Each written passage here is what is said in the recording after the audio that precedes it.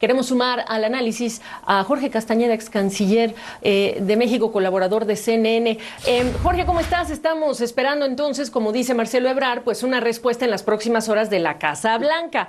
Decía Ebrard que le recordaba el presidente López Obrador, o le quiere recordar el presidente López Obrador a Biden, que sería histórico que se invite a estos países. ¿Crees que hay argumentos suficientes para que Joe Biden cambie de opinión? Mira, en primer lugar, no tiene nada de histórico, Gaby. O sea, es una cumbre como ha habido 20. Algunas invitan a Cuba y a otras dictaduras, algunas no. Cuba fue a la de Panamá y fue a la de Lima. Si viene a esta o no viene a esta, le preocupa mucho a López Obrador y a los cubanos, pero tampoco está la gente deteniendo la respiración en las calles de Paraguay, esperando si va Díaz-Canel a Los Ángeles o no. Yo creo que hay que ser un poquito más prudentes en la valoración de esto. Mi impresión, pero habría que saber lo que Chris Dodd, el ex senador Chris Dodd, dijo al respecto de su encuentro virtual con el presidente López Obrador. Tenemos la versión de México, no tenemos la de Chris Dodd, no sabemos qué dijo Chris Dodd. Yo me imagino que trató de convencer al presidente López Obrador de que fuera a la cumbre, aunque no inviten a Cuba, a Nicaragua y a Venezuela.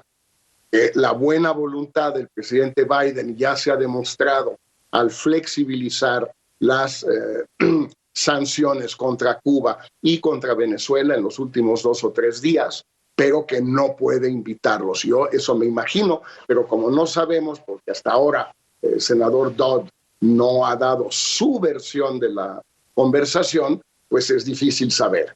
Pero me parece difícil, Gaby, que recule Biden o que recule López Obrador a estas alturas. Entiendo, efectivamente, histórico cuando tantas cumbres de las Américas han sido noticia justamente por quienes se organizan, cómo se organizan y lo que se dice entre mandatarios antes de que comiencen estas cumbres, Jorge. Pero sí preguntarte entonces en relación con estos gestos como el contexto en el que ocurre, flexibilización para Cuba, flexibilización para Venezuela. Mucha gente se pregunta, ¿a cambio de qué?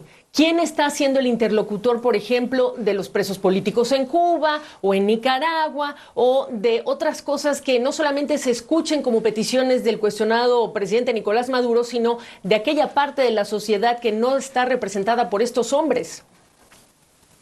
Bueno, es el dilema de siempre, el dilema que enfrentó el presidente Obama en 2015, Gaby, cuando decidió normalizar la relación con Cuba sin plantear el tema de la democracia y las libertades y los derechos humanos en Cuba. Es una decisión que mucha gente aplaudió, yo estuve de acuerdo con ella, mucha gente la criticó, sobre todo ya con algo de distancia, 7 años de distancia, vimos que no solo no ha habido ninguna apertura en Cuba, sino que al contrario, la represión se ha intensificado mucho, sobre todo después del 11 de julio. Entonces, ahora el tema es si esta flexibilización de las sanciones del presidente Biden, pues tendrán algún eco del lado de Maduro y del lado de los cubanos. Yo honestamente lo dudo, pero no es imposible que esto Biden lo esté haciendo también por otra razón, Gaby, que es la enorme cantidad de cubanos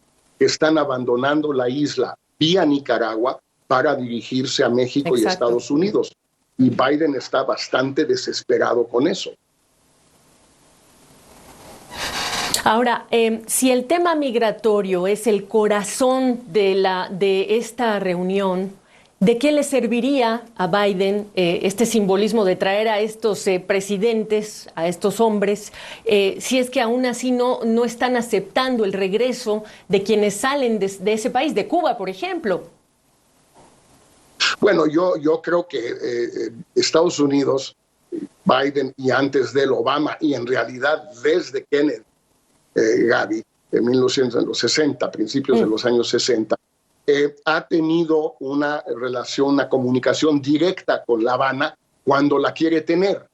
Incluso en los peores momentos de la Guerra Fría, esa comunicación existía. Y hace muy poco, hace 3 semanas, hubo una reunión de alto nivel en Washington entre funcionarios cubanos y funcionarios de Estados Unidos sobre el tema migratorio. Este tema lo tienen que resolver ellos, Estados Unidos y Cuba, bilateralmente, quizás con la cooperación de Nicaragua de volver a exigir una visa para los cubanos que viajan a Nicaragua y quizás con la cooperación de México de que Estados Unidos pueda deportar a los cubanos que detiene a México y que México se encargue de mandarlos a Cuba, cosa que Cuba hasta ahora no ha querido.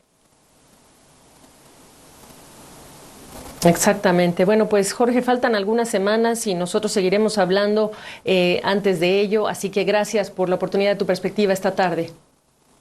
Gracias, Gaby. Como siempre, un fuerte abrazo.